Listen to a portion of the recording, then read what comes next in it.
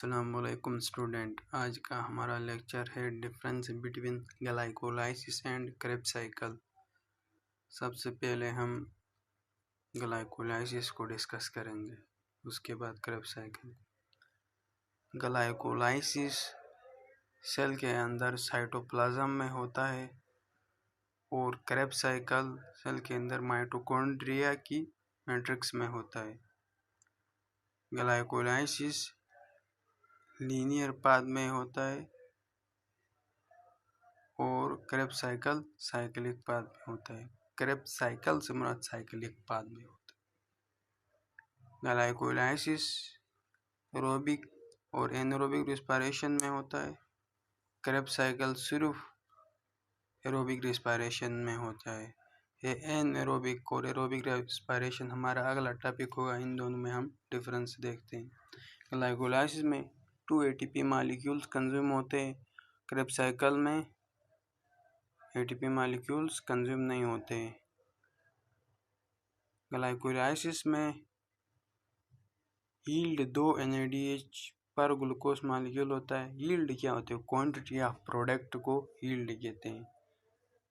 2 NADH पर glucose molecule, 1 NADH molecule 3 ATP generate करता है, ये आपने याद रखना है। 1 NADH मॉलिक्यूल 3 ATP जनरेट करता है। Krebs cycle yield 6 NADH molecule है और 2 FADH2 मॉलिक्यूल जनरेट करता है from 2 acetyl coenzyme A molecule से।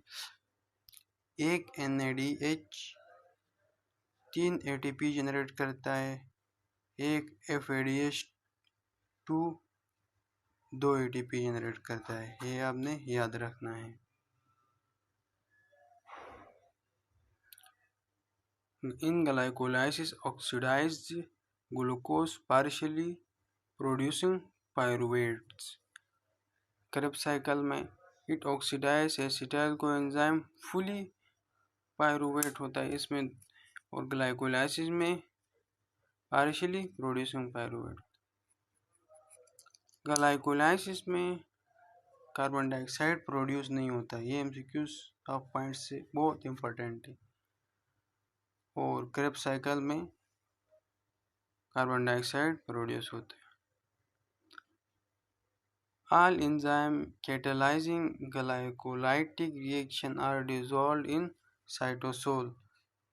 तमाम catalyzing glycolytic reaction डिजोल्व किधर होते हैं? साइटोसोल में। साइटोसोल क्या होता है?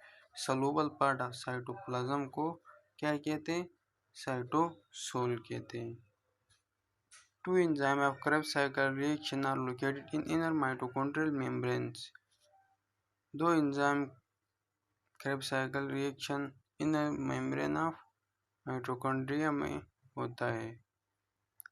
All others are dissolved in matrix. और जो बकाया तमाम रहते हैं वो डिजोल्व होते मैट्रिक्स में। तो व्यूअर्स, मेरा लेक्चर आपको पसंद आया होगा।